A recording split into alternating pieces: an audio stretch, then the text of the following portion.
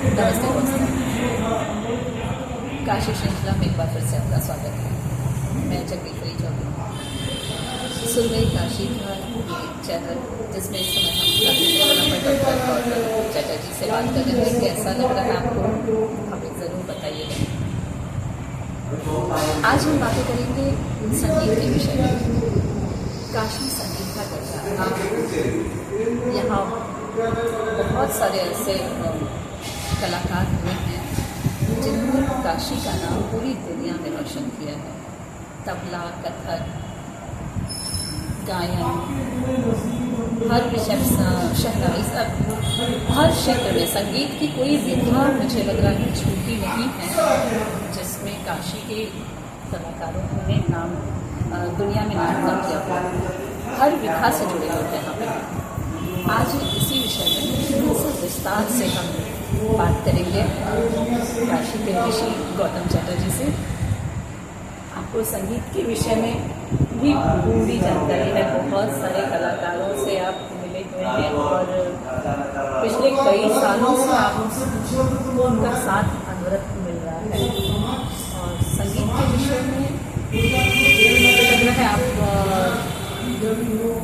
आप कलाकार हैं, ड्रामा आर्टिस्ट हैं, आप पेंटिंग करते हैं, आप लिखते हैं, आप नाटककार हैं, लेकिन फिर भी संगीत के विषय में आपकी जो जानकारी है, मैंने जितना सुना है अभी तक, वो मैं तो उसका 1% भी कुछ नहीं जानती हूँ। तो आज यहाँ की कलाकारों के विषय में और कोई घराना, बनारस घराना बहुत पसंद है, कैसे शुरुआत हुई, यहाँ से जुड़े हुए कलाकार के विषय में कुछ। धन्यवाद जगदीश्वरी जी। और मैं वही बता पाऊंगा जो बड़ों से सुना हूँ। उससे पहले मैं आपसे जानना चाहता हूँ कि आपने मुझे ये जो सीरीज़ आपने शुरू की थी जिसमें आप काशी श्रृंखला रखी थी, उसका कोई एक अंक आपने मुझे भेजा था। तो यूट्यूब पे जो आपको जो चैनल है, चैनल का नाम कुछ और है, सुरमई काशी। हाँ, सुरमई काशी। सुरमई अपने आप संगीत की एक शब्द है। यही सोच कर ही मैंने बस आपको फिर आपको संगीत के बारे में कुछ जानने की जरूरत ही नहीं। मुझे आपसे संगीत के बारे में सीखना चाहिए। जब टाइटल ही है सुरमई काशी, तो ये अपने आप के बच्चे सुरमई काशी है, उसमें फिर ये काशी श्रृंखला चल रही है। हम लोग 2-3 अंकों से जो बात कर रहे हैं उसमें मैं एक चीज़ बहुत स्टेज दे रहा हूँ, संग पर। जो मैं बोलता हूँ कि मेरे पास कोई यात्रा और लक्ष्य नहीं रहा है, संग रहा। और मेरे जीवन का में ऐसे कोई पर्पज़ नहीं रहा है, लेकिन पर्पज़ है तभी मेरा एक्शन है। अदरवाइज मतलब ये जिस चीज़ की संसार को ज़रूरत है, पर्पज़ ये है, इसलिए मैं कुछ कर रहा हूँ। जिसकी दुनिया को ज़रूरत नहीं वो मैं उससे नहीं होगा। तो बनारस में संगीत की राजधानी कहनी चाहिए। जैसे जबलपुर को संस्कारधानी बोलते हैं, उसका एक नाम है, तो इसको भी संगीत धानी बोला जा सकता है। और जैसे कि सभी लोग जानते हैं कि यहाँ बिस्मिल्लाह खान साहब हुए हैं, शांता प्रसाद जी और कृष्ण महाराज जी हुए हैं, और यहाँ सिद्धेश्वरी देवी जी, गिरिजा देवी जी से हुए हैं। सभी को सभी जानते हैं, कुछ नई बात तो कभी नहीं जा सकती है। हाँ, ये अलग बात है कि आप अगर कृष्ण महाराज जी से मिलेंगे तो आप अपने तरह का रत्न लेके लौटेंगे। मैं जब उनसे मिलेगा तो मैं अपने प्रकार का रत्न लेकर लौटूंगा। समुद्र में जो भी जग जाएगा, डुबकी लगा, वो अपना हिस्से का रत्न लेकर, बस इतनी बात हो सकती है। तो कृष्ण महाराज जी भी ओवर एक्सपोज्ड या वेल एक्सपोज्ड पर्सन है, सब काफ़ी लिखा पड़ा है। शांता प्रसाद के बारे में भी ऐसा ही है, शारदा साहेब जी के बारे में भी ऐसा है। तो मुख्य रूप से हम लोग देखते हैं कि संगीत में गायन, वाद्य, नृत्य 3 चीज़ें होती हैं। तो गायन में हमारे यहाँ जो घराना रहा है, जिसको बनारस घराना है, इसलिए कहते हैं कि बनारस के लोगों ने गाया। तो यहाँ पर एक तो रहा है कि क्लासिकल, जिसमें कि आता है ध्रुपद, बड़ा प्यार चढ़ाते हैं, और एक आता है कि उपशास्त्रीय संगीत जिसमें आदि उसके बाद लोग ये कजरी और जैसे चैती ये कैटेगरी हम लोग इसलिए आज बोल पा रहे हैं कि मेरे गुरु हुए हैं बनारस में, उनका नाम है ठाकुर जयदेव सिंह। ठाकुर जयदेव जी के संगत में जब मैं आया, उनके स्पर्श में जब मैं आया, तो वो 3 विषयों में लिखा, एक संगीत, एक काश्मीर शैली दर्शन और एक कबीर। तो उसका प्रभाव मैंने ग्रहण किया या मैं परिगृहित हुआ उनसे। संस्कार पाना मुश्किल होता है, तो वो संगीत का संस्कार शायद वहाँ से आया। इन लोगों में सुनता था, कोई भी सुनता है। तो यहाँ पर 78 से 82 के बीच में रविशंकर जी यहाँ रहते थे और एक प्रोग्राम करते थे हर साल, रिम्पा। तो वो सेंट्रल टू गर्ल्स स्कूल में ज़्यादातर होता था। क्या होता? इसमें देश में से तमाम कलाकारों को बुलाते थे और एक संगीत परिषद संस्था होती थी जो अभी भी है। तो संगीत परिषद के जो प्रोग्राम्स होते थे संगीत, उसमें भी देश भर के लोग आते थे। तो संगीत परिषद के कार्यक्रम टाउन हॉल में होते थे, फिर बाद में नागरी नाटक मंडली में होते थे। रिम्पा के कार्यक्रम ये सेंट्रल टू गर्ल्स स्कूल में ऐसे कार्यक्रम होते। और किशन महाराज जी और यहाँ अमरनाथ ऋषि जी थे, संकट मोचन के महान के बहुत अच्छे पखावत जो में दोस्ती हुई थी। और एक थे आशुबा। किशन महाराज जी सीनियर थे और वो कंटे महाराज जी के शिष्य थे, जैसे कि पूर्व महाराज कंटे महाराज जी के शिष्य थे। और किशन महाराज जी के बड़े भाई के पिताजी थे हरि। तो किशन महाराज जी कंटे महाराज जी सीखे, आशु बाबू उनसे सीनियर हैं। तो आशु बाबू, किशन महाराज जी और अमरनाथ ऋषि, इन लोगों ने मिलकर सोचा कि हम लोग भी एक करें संकट मोचन संगीत समारोह। उसमें हनुमान जी का एक विग्रह था, पत्थर से बस घेरा हुआ, अंधेरा अंधेरा रहता था इस एरिया में। तो पुराना वाला जो रास्ता था संकट मोचन हम लोग। अच्छा, संकट मोचन में जब संकट मोचन का तब मुख्य वाला रास्ता नहीं था, पीछे वाला जो रास्ता था। आज जो ये मेन गेट है, हाँ, वो सब कुछ वही पिछला वाला था, पेड़ों से घिरा हुआ, बंदर होते थे, सुनसान अकेला। यही के काशी के थोड़े से लोग वो रोज जाते थे या मंगलवार शनिवार को जाते थे। हनुमान जी का विग्रह होता था, पत्थर से कुछ खरीद गिरा थे, पत्थर से। तो जब ये संगीत कितने पहले की बात है? 70 के दशक में, 78 से तो मैं भी रेगुलर जाता हूँ। लेकिन ये बात है 60 के अंत और 70 के आसपास, जब रविशंकर जी यहाँ करते थे। रविशंकर जी के साथ किशन महाराज जी तबला संगत करते थे और उधर विश्वनाथ का सब शहनाई बजाते थे। गायन में भी बड़े रामदास जी, छोटे रामदास जी थे। ये सब जब होता था और ललित ये संगीत परिषद होता था, फिर बीच में संगीत परिषद बंद हो गया और एक ललित संस्था शुरू हुई, जिन्होंने बहुत सारे ऐसे आयोजन। इन लोगों ने कहा कि हनुमान को मंदिर में किया जाए। भारतवर्ष में मंदिरों देवालयों में ही नृत्य गायन आते हैं। एक दिन का कार्यक्रम इन लोगों ने अमरनाथ में किशन महाराज और आशीर्वाद। फिर ये चलता रहा। फिर एक दिन से 2 दिन हुआ, फिर 3 दिन हुआ, 3 दिन पे आगे केलीचरण महापात्र जी भी आता थे। वो डांसर हैं, जब वो डांसर हैं तो वो चाहेंगे कि उनकी नृत्यांगनाएं जो शिष्या वो भी करें, लेकिन मंदिर में डांस नहीं करेंगी महिला, और महिलाओं का प्रवेश वैसे वर्जित था। तो महिला गाएंगी नहीं, महिला बजाएंगी नहीं, महिला डांस नहीं करेंगी। केलीचरण जी, किशन महाराज जी, इन लोगों ने सोचा क्यों नहीं करें। कलाकार होता है, कोई लिंग नहीं होता पूरी में। और वो भी शुरुआत कंकना बनर्जी ने गाया, डांस के संस्था पाड़ी ब्रही ने। वहाँ से मेरा गाना भी शुरू हुआ। वो 78 मुझे पुराया 1970। हम लोग शाम 7 बजे से सुबह 5 बजे तक करते थे और ये मैं 2000 तक। अच्छा, एक बात तो कंकना बनर्जी जी का जब शुरू हुआ वहाँ पर गायन, जो पहली महिला कलाकार हैं, वो भी बड़ा आश्चर्यजनक हनुमान जी की कृपा की थी। जो उस समय जो संचालक थे, उन्होंने अचानक से नाम अनाउंस कर दिया कि हमारे बीच संगत बने रिंकी साथ में। लोग देखने लगे कि अरे महिला कैसे गा सकती है। लेकिन फिर इन लोगों ने अलाउ किया था। तत्कालीन महंत जी ने कहा कि अमरनाथ मिश्रा जी थे, आशु बाबू थे, किशन महाराज जी थे और केलीचरण महापात्र। केलीचरण के कारण महिलाओं का शुरुआत हुई, या इन 4 लोगों ने मिलकर किया। कलाकार तब ये भी था कि महिला भी नहीं और मुस्लिम भी नहीं, ये भी नहीं। उसके बाद वो 78 में पहली बार जब कल्पना जी ने गाया तो उसी साल एक और मेले में गाया, उनका नाम था सुनंदा पटनायक, ठीक। और उसी वो मंदिर में रहती थी सारा जीवन। ऐसे ही यहाँ बागेश्वरी देवी थी, वो मंदिर में रहती थी मिर्जापुर। ये गायन ऐसे शुरुआत हुई महिलाओं का। कल्पना जी तो बाहर से आई थी, प्रताप नारायण जी आते थे गाने और जसराज जी आने लगे, बड़े भाई छोटे भाई। तो वो प्रताप नारायण जी की शिष्या थी कल्पना, तो वो घराना वो वैसे शुरुआती कल्पना तो उन लोगों के साथ आई और गाने तो क्या अभी तक चल रहा है। तो ऐसे शुरुआत हुई और उस समय तो संकट मुझे संगीत समारोह शुरू हुआ, फिर बाद में 5 दिन होकर स्थायी हो गया, अब वो 6 दिन का हो गया। पहले 5 दिन का बहुत दिनों तक रहा।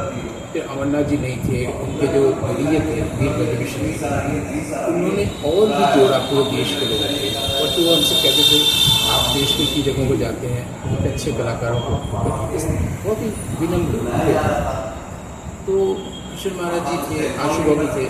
आशु बाबू की मेमोरी में आज भी बहन जी के घर के बाहर एक प्रोग्राम होता है, हमेशा 17 तारीख होता है, 17 अप्रैल या ऐसा कुछ दिन है।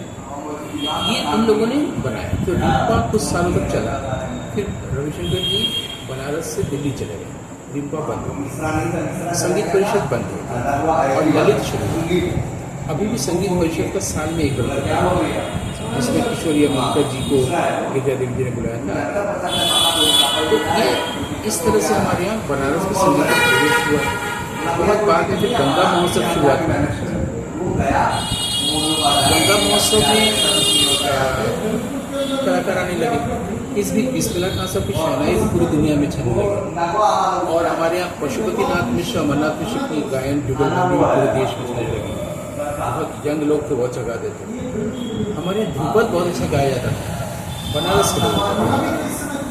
बनारस में ध्रुपद गाने वाले जो व्यक्ति थे वो अंतिम, उनका नाम था हरिशंकर जी। आप जब जाएंगे राजेश साजन मिश्र के घर है, उसके बगल में लिखा हुआ हरिशंकर। हरिशंकर जी को कृष्णनाथ जी से मैंने सुना है, वो चारों पट की गायकी थे उस्ताद। मतलब पहले ध्रुपद गाते थे, फिर बड़ा ख्याल गाते थे, फिर छोटा ख्याल गाते थे, फिर ठुमरी टप्पा करके अंत में 2-3 घंटे तक पूरा प्रोग्राम ऐसे करते थे। कृष्ण महाराज जी के साथ गाते थे। ये रहा था बनारस में 70-80 का वो दशक जमाना। तो संगीत में एक चीज़ होता है ना, सुर में गाने। कई लोग बेसुरे ढंग से गाने लगते हैं। कई बार क्या होता है ना कि सुर की बात करने पर बेसुरी आवाज़ें भी आती हैं। तो जब भी कोई चीज़ व्यवधान दे रहा है वो बेसुरा चीज़ है ना। इसलिए कई बार लोग बात भी करते हैं, बोलते हैं क्या तुम बेसुरी बात कर रहे हो, ऐसा होता है क्या? नागरिक शास्त्र में ऐसा लिखा है, वो ऐसा होता है। हमारी बातें जो हो रही हैं ऐसे कलाकारों की बात मैंने देखा नहीं है, हमारे दर्शकों ने देखा नहीं है, जिन जिन नामों को आपने एक चित्र बन रहा है। संगीत समारोह में अभी मैं जाती हूँ, लेकिन अभी जो शुरुआत की बात आपने बताई, जैसे लग रहा है ना सारी चीज़ें दिख रही है, कैसे शुरुआत हुई होगी, कैसे कुछ लोग बैठे होंगे। और जो जितना मैंने वहाँ संचालन भी करती है जी, हाँ। तो उसके पहले मैंने थोड़ा सा उसके बारे में जो पढ़ा कि वहाँ उस समय अच्छी था कि जब जो कलाकार मंच पर हैं, सामने भी जो बैठते थे बड़े बड़े कलाकार सामने मंच पर बैठते थे, नीचे बैठते थे मंच के सामने, और वैसे ही जमीन पर बैठ के उन कलाकारों को सुनते थे। आज क्या है कि सुनना बंद हो गया। बल्कि हमने तो ऐसा दृश्य देखा है कि केलुचरण जी मंच पर डांस कर रहे हैं और आसपास के गांव के लोग भी बैठे हैं, प्रोफेसर भी बैठे हैं, कलाकार बैठे हैं। शाम का समय है, क्योंकि पहला डांस होता था, आज भी होता है, पहले डांस होगा फिर गाने वाले चलता है। तो केलुचरण जी ने खुद मेकअप नहीं किया है और सिर्फ एक नीचे धोती जैसा पहने हैं, ऊपर एक अंग वस्त्रम है भी, कई बार नहीं भी है, और कोई मेकअप नहीं है, साथ में बोल पढ़े तो नहीं है, और वो नाविक और राम के बीच का केवट संवाद वो करके दिखा रहे हैं। और जितने लोग हैं सब रो रहे हैं। इसको कहते हैं डांस। ये मेरी आंखों का देखा हुआ दृश्य है। और उस वक्त ग्रामीण लोग भी हैं, तो यूं ही आए दर्शन करने, संगीत थोड़ा बैठ गए सामने। तो और वहाँ प्रोफेसर्स भी चुके और कलाकार, मैं सबको देख रहा हूँ, सबके आंखों से वो बह रहा है। साथ में समता पाणिग्राही के जो पति थे पहले, वो बोल पढ़न करते थे, अभी तक वो आए नहीं थे, और उन्होंने खाली इन लोगों के लिए मांग कर वो करना शुरू कर दिया। कुछ नहीं है, कोई स्टेज का पैराफेरनेलिया नहीं है, और इतना करते गए और सबसे टूट गए। मुझे लगता है कि यही रस निष्पत्ति है भरत मुनि के नाट्य शास्त्र का।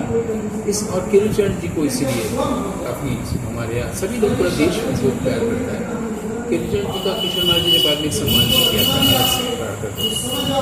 ये इस तरह से हम जब छोटे थे सुनते थे, फिर हम जब बड़े हुए जाने लगे तो ये संगीत का परिवेश टाउन हॉल में, नागरी नाटक मंडी में, फिर जाकिर हुसैन वगैरह लोग आ रहे हैं, अल्लाह खान साहब आ रहे हैं, विलायत खान साहब आ रहे हैं, जुगलबंदी हो रही है, हेमा मालिनी आ रही है टाउन हॉल में डांस करने, ये सब वैजंती माला, किशोर कुमार सिगरा के स्टेडियम में, तो ये सब हो रहा मैं सुनता था, फिर मैं बड़ा भी हो रहा था। आपने देखा भी? नहीं, किशोर कुमार वाला में मैं नहीं था, और इन लोगों का सुनता था, मैंने पेपर आता था, आज अखबार उसमें होता था, बड़े लोग बात कर रहे सुनते थे। धीरे धीरे मैं बड़ा हुआ, फिर मैं अखबार में आकर सबसे मिलने लगा और जाना, फिर मैंने खुद यहाँ एक बैठक शुरू की कि ये 2-3 प्रोग्राम के अलावा भी क्यों ना लोगों के घर की छतों पर, आंगन में शुरू किया जाए। कुमार गंधर्व जी आए थे, उन्होंने बोला इसका नाम रखिए बैठक, काशी बैठक। तो मैंने खूब किया, कई सालों तक तमाम घरों में, आंगन में, छत पे, और शहर के कलाकारों को लेकर बाहर से कोई आ गया। मान लीजिए जसराज जी का शागिर्द है संजीव गोपेंकर, हमने कहा कि हमारे यहाँ भी गाइए। फिर विश्वविद्यालयों में ले जाना, पहले जो संगीत विद्यालय हमारा BHU का, उनके पास कोई हॉल नहीं था, तो जो भी कलाकार आते थे वो मालवीय भवन में डांस करते थे, ये होता तो, या मालवीय भवन में गायन का प्रोग्राम होता था ओंकारनाथ जी के ज़माने से, बाद में ओंकारनाथ था। तो छोटे से बड़े होते गए, धीरे धीरे हमें परिवेश के साथ दोस्ती होती गई, और उसमें संयोग से स्नेह भी मिलता गया। पशुपतिनाथ जी बहुत मानते थे वो, और एक अमरनाथ मिश्रा और वही जो सितार बजाते थे वो भी नहीं रहे। वो लोग कहते थे हम लोग किसी प्रोग्राम में नहीं गाएंगे, आप कल प्रोग्राम में गाएंगे। तो इसमें मैं क्या करता था, इतना सम्मान करते थे, और उनका जो विषय है, उस विषय की ओर से सम्मान कर रहे थे, वो अभिभूत हो जाते थे। मतलब ये था कि बैठक जो करते थे, मान लीजिए पशुपतिनाथ जी को बुलाया, तो अब हमारे यहाँ क्या होता था, जैसे जसराज जी के साथ ईश्वरलाल मिश्रा जी तबले में संगत करेंगे, तो जसराज जी जब जा रहे थे उनको कई लोग लेके जा रहे हैं, ईश्वरलाल जी खुद अपने हाथ से तबला लेके जा रहे हैं मंच पर, कोई साथ देने वाला भी नहीं है ना। फिर वो मंच से कई बार ऐसा कुछ बोल देते थे जो अच्छा नहीं लगता था सुनने। इस पर मैंने सीरीज लिखी था, संगतकार जो होते हैं वो आपने संगत कर रहे हैं, दूसरे नंबर पर मंच पे होते हैं, लेकिन साधना की दृष्टि से, कलाकार की दृष्टि से आपकी बराबर होते हैं। अगर जसराज जी ने सारी जीवन तपस्या की और गायक बने हैं, तो ईश्वरलाल मिश्र भी सारा जीवन तबलीग की साधना की है, उतनी बराबर है।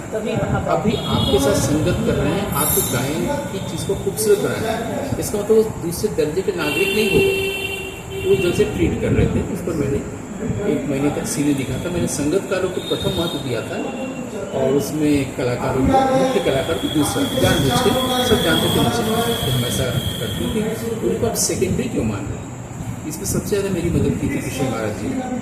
किशोर महाराज जी ने कहा कि उनके साथ विलायत खान के साथ एक बार लंदन में प्रोग्राम हो रहा था, साथ वो संगतकार थे, तो उनका एक दोस्त सरदार पिंकी नाम, उसे बताया कि महाराज जी यहाँ जो पोस्टर छपा है उसमें विलायत खान का बड़ा फोटो है और नीचे संगतकार में छोटा सा आपका है, और उस ज़माने में 30,000 रुपये को मिलना था। इन्होंने मना कर दिया, प्रोग्राम नहीं किया, बोला कि उसी साइज में मुख्य कलाकार उसके साथ ही संगतकार का छपना चाहिए।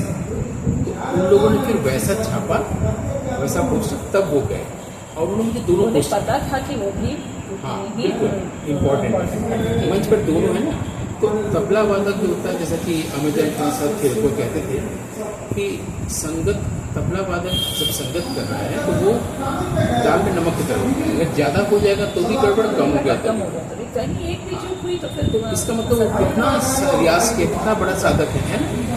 आप कब कहाँ क्या छूट रहा है आपसे, उसको कैसे कैच करना है। बिल्कुल, इसको तो किशोर महाराज जिसको जादूगर माना जाता था, जिसके डांस सितार देवी के साथ जो करते थे संगत, तो वो जो गिव एंड टेक होता है खेल दोनों के पीछे, तो कृष्ण महाराज जी ने मेरी मदद इस तरह से की, उन्होंने मुझे दोनों पोस्टर दिया लंदन में, एक में विलायत खां कृष्ण महाराज, एक में विलायत खां कृष्ण महाराज, ताकि तुम जो लिख रहे हो उसमें इसको दो।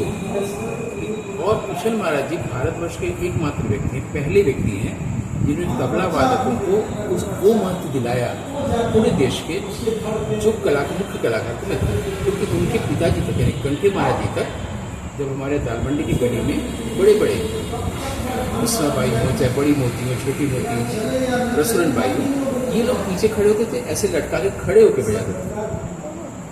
वो तबलिया मतलब मुख्य कलाकार गाएगा, सब लोग सुनने आए, अच्छे अच्छे घरों के लोग पैसा देंगे, गुजरा होगा जो भी होगा, ये लोग खड़े होकर दो ऐसे लटका के कंठे महाराज जी का मेरे सामने अमजद अली खान साहब ने का एक प्रोग्राम हुआ था रमन निवास में आकाशवाणी के सामने। कृष्ण महाराज जी का जो पौत्र है शुभ था और उधर अकरम था, दो थे और अमजद अली खान साहब का सभी तो उस समय तो काफी छोटे रहे शुभ महाराज जी। हाँ 25-30 ऐसा 25 साल हुए। तो कृष्ण महाराज जी हम लोग सब साथ ही बैठे थे, वो कहीं भी जाते थे साथ ही इसलिए बैठते थे इसलिए कि हम उनके योग्य हैं। मैं उनको बायोग्राफर था, रात 2-3 बजे तक मुझे कमरे से निकलता था सब लिख। तो उसमें क्या हुआ था कि उसमें शुभ के उंगली में कोई चोट लगी थी, उसमें बैंडेज बांधा था, तबला बजाते हुए खुल गया था, वो बांधने लगा। तो हम लोग ने उनको बोला था कि तुम्हारा अक्सर नहीं हो रहा तो रहने दो, क्योंकि उधर तो अकरम बजा ही रहा है। कृष्ण महाराज जी को बुरा लग गया था ये बात। घर आके मेरे ही सामने फ़ोन किया था, अमजद मियाँ ये कंठे महाराज का घर तो है कि कंठे महाराज का ज़माना नहीं है कि 10 अक्षर ऊपर नहीं फेंकोगे और ये हो जाएगा। कृष्ण महाराज का सम्मान कैसे लिया जाता है ये मेरे ही सामने से बात चली। ये अलग बात है कि अमजद अली जब मेरे घर आए तो वो जाने का बुला लेते थे, ऊपर दिखाने के गणेश कक्ष के नीचे उतर रहे थे, इतने खुश थे, बहुत खुश होते, बच्चों की तरह उनका दिल था, बहुत खुश हो जाते थे और बहुत हंसने लगे। उससे उनको हार्ट का हुआ, फिर उन्हें एडमिट किया गया, पहली बार किया गया प्राइवेट नर्सिंग में 2008 के बाद। तो कृष्ण महाराज जी ऐसे थे जिन्होंने भारतवर्ष में जितने भी तबला वाले उनको महत्व दिलाया और सब लोग मानते हैं, इसको पूरा देश मानता है, ये कृष्ण महाराज जी ने। शांता प्रसाद जी एक दूसरे तरह से बहुत बड़े सिद्ध तबला वादक थे। इनको तो काली खोज मिर्जापुर है, वहाँ से उनको सीखी थी। और उसके बाद गायन में भी बताया पशुपतिनाथ जी और शांता प्रसाद जी वो तो बहुत प्रैक्टिस करते थे पहले के ज़माने में। जैसे मैंने कृष्ण महाराज जी से मज़ाक में पूछा था, ये बताइए कि अगर आपको किसी से प्रेम हो गया, आप दालमंडी में जाते थे और तमाम लोग अच्छे अच्छे गाने वाले हैं, किसी से प्रेम हो गया, तो क्या उस वक्त प्रेम में आप इतना मजबूर हो जाते थे कि आपकी कला छूट जाती थी? छूट जाएगी ऐसा अगर कल्पना करेगा। बोले नहीं, और रियाज करेंगे और रियाज करेंगे और कुछ करेंगे। ये सीखने वाली बात है। ज़्यादातर लोग क्या होते हैं अपने आप को नष्ट कर देते हैं प्रेम में। तो कृष्ण महाराज जी तुरंत बोले, भगवान ने बुद्धि उनको बहुत अच्छी दी। उन्होंने कहा कि नहीं और रियाज करेंगे। मतलब रियाज को इतना एक ज़माने में किए हैं कि उनको पीलिया हो गया था। वो पूरा नवरात्र में 9 दिन पूरा 9 रात पूरा जग किया। डॉक्टर ने कहा कि ऐसा मत करें।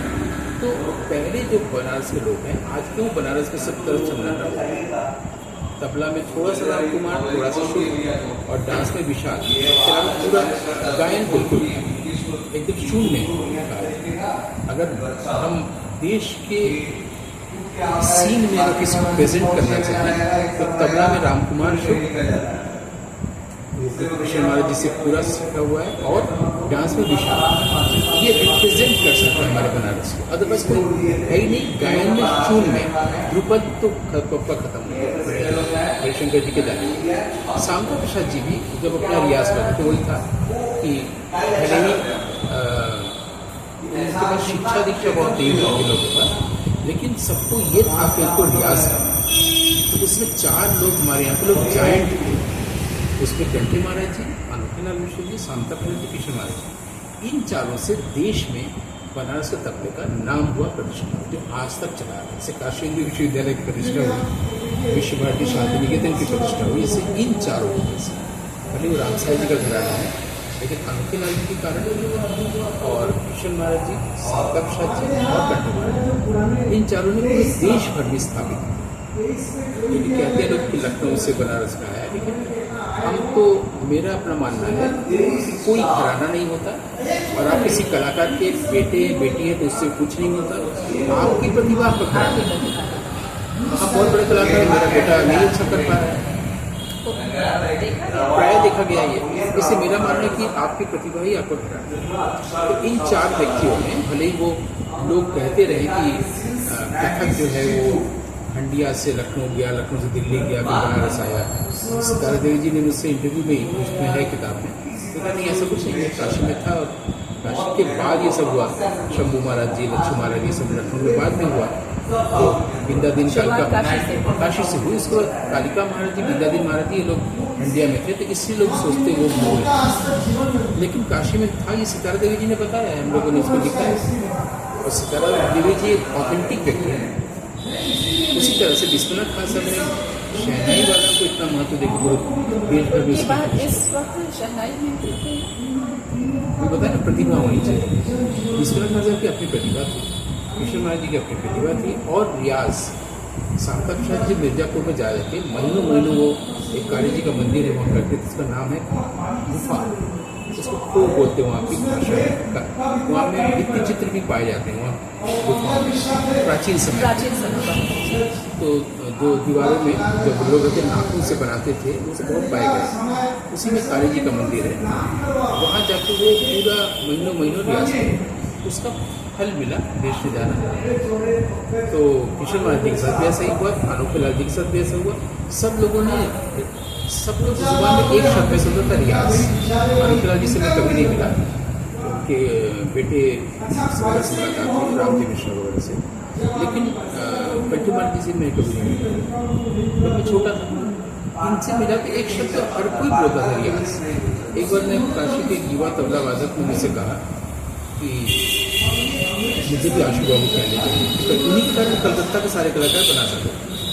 मैं देखे आशु बाबू को मानते थे, और पूरा समोसा, अरे भाई गौतम बाबू आए हैं, समोसा वोसा होना चाहिए, ऐसे बोलते थे। चाय वाय हुआ। मेरे साथ वो जो युवा तबला वादक था, मेरा महाविद्यालय का तबला वादक के पोस्ट पर, तो हम लोग का अपना टीम था, जब हम बैटिंग करते थे ग्रुप को भी। जब हम निकलने लगे तो कमरे से निकल के आंगन के दरवाजे तक आशु बाबू को खुद आए छोड़ने। उस समय उसको बोला मेरे सामने कि देखो बेटा, तुम लोग के ज़माने में देखते 3 चीज़ें खूब बढ़ती जा रही है। एक तो ये है कि कुर्ते की लंबाई लगातार बढ़ते जा रहा है, ठीक है। दूसरे, कलाकार की तारीफ बिल्कुल नहीं करना। और तीसरा बोला कि रियाज कम से कम करना। तो उसको जो इशारा समझ लिया तो मैंने उनको ये सब नहीं करना है, उनको रियाज करना है। ये आशु बाबू ने मेरे सामने अच्छी बात, बड़ों से कितना अच्छा देखिए, संघ का संगत। तो मुझे लगता है कि जैसे ये सुर अच्छे होते हैं, वे लोग बात कर रहे थे ना, उसमें विवादी सुर न लगे ऐसा कोशिश करता है कलाकार। लेकिन विवादी सुर भी तब लगाना पड़ता है उसका सौंदर्य को बढ़ाने के लिए। इसकी जो आवाज़ें अगर आ भी रही हैं तो वो विवादी स्वर है, तो हमारे इसके सौंदर्य को बढ़ा दे रहा है। और जहाँ तक इसकी बात है, हम कह रहे हैं संघ जो होता है वही संगत, वही संगतिकरण। मुझे लगता है इस पर अच्छे से गहराई में डूब के लोगों को लिखना चाहिए। एक तबला वादक का नाम और छूट जा रहा है, वो थे लक्ष्मण महाराज। शंकर गुजर के ठीक पीछे रहते थे, भूखा भी कहते हैं जी, उनके हम लोग जाते थे। वो चौक में जहाँ पर निर्मला देवी जी का घर था, इनका बेटा वहीं पर वो प्रैक्टिस करते थे दिन भर, और 2-3 बजे वो रिक्शे से लौटते थे। हमारे ऑफिस सारा जाना रुक जाते थे चाय के लिए, हम लोग चाय पीते थे, तो पान जाते थे, फिर वो जाते थे, फिर बोलते शाम को आने के। इसमें सभी बोलते हर फ्राइडे को जाना ही उनके। तो वहाँ पर ये चलते, उनके पास बोलने की भाषा अच्छी नहीं थी, लेकिन वो भी एक शीर्षस्थ तबला वादक वासुदेव सिंह के भाषा जैसे हम लोग बोल रहे हैं तो वाक्य ठीक से बन रहे हैं ना, वो थोड़ा सा बोलते थे, फिर समझ रहे हो ना, मतलब एक शब्द बोला मतलब वो ठीक से अपने आप को व्यक्त नहीं कर पाते हिंदी भाषा में। अरे वो सीखने आया था जापान का, अरे चालाक था, समझ रहे हो ना, मैंने पकड़ रहे हो ना, ऐसे करके बोलते थे। जैसे किशोर महाराज जी बहुत तारतम्यता के साथ अच्छे समझा के बोलते थे। ये बनारसी ढंग से बोलते हैं शांता प्रसाद जी। वो अपना रिक्शे वाले के साथ मेरे साथ कभी चौराहा स्टेशन से और बोले कि गली तक लेना, तो रिक्शा वाला की तब अठन्नी और चाहिए, बोले कि अरे अठन्नी का तो ताल सुनना रहता है। ये सब शांता प्रसाद जी की बोली ऐसी थी। मैं इन सब के साथ उठना बैठना जाना मानती। उनका फिर बेटा कुमार लाल जी, पूरे बनारस, उनका बेटा कुमार लाल जी भी बहुत हमको देखते थे, पिताजी के साथ में गाता था तो बहुत महत्व देते थे, फिर वो भी नहीं रहे। तो बनारस में एक जो अच्छा दौर था, मेरा सौभाग्य है कि वो मेरे लिए वसंत था और वो इस वक्त गुजर गया है। तो कभी भी आप किसी बुजुर्ग से बात करेंगे ना मेरे जैसे, तो वो अपने दौर को अच्छा बताएगा और नए दौर में कहेगा कि अभी तो कोई है ही नहीं, मैं क्या करूं, मेरे पिताजी के दौर में और अच्छा दौर था। तो ये डिक्लाइन है। आपने वो साधना का दौर देखा है, हम लोग आज जो है तपस्या की अब सीख रहे हैं, अब बस जल्दी से मंच चाहिए और जल्दी से फेमस हो जाना है। बस अभी बीज बोया, बस तुरंत पानी डाल रहे हैं कि अभी छोटे कल छोटे को लग बच्चे बस जाए। तुरंत चाहते हैं कि बस अभी हम सीखना शुरू किए, तुरंत मन, सबसे पहले मंच मिले, सीखेंगे हम उससे बाद में, पहले मंच मिलेगा, मंच से सुंदर और पद्मश्री तो कहीं गया नहीं, कल ही मिल जाना चाहिए। इसीलिए सीखना थोड़ा पीछे रह जा रहा है। फिर हम यही चाहेंगे कि बनारस में फिर से साधना का दौर शुरू, साधना का दौर शुरू हो और सिद्धेश्वरी देवी जिनको कि पूरे देश में ठुमरी की साम्राज्ञी कही गई, उसमें जो मैंने बताया ना पर्पस होगा तो मेरा एक्शन होगा। मुझे पता चला कि उनकी एक शिष्या हुई है बनारस में, उनका नाम था कौमुदी बेन बख्शी। उनको पूरे गुजरात में गुजरात कोकिला कहा गया, महाराष्ट्र लोग जानते हैं। और उनके निधन पर प्रधानमंत्री का शोक संदेश किया, उत्तर प्रदेश को जानते ही नहीं। तो उन पर मैंने एक फिल्म बनाई पद्म कौमुदी, तो फिर बॉम्बे में भी दिखाई गई। तो जानना चाहिए कि हमारे सिद्धेश्वरी देवी का घराना सिर्फ उनकी बेटी तक, सविता देवी तक या उनकी शिष्या सुचरिता गुप्ता तक नहीं आता है।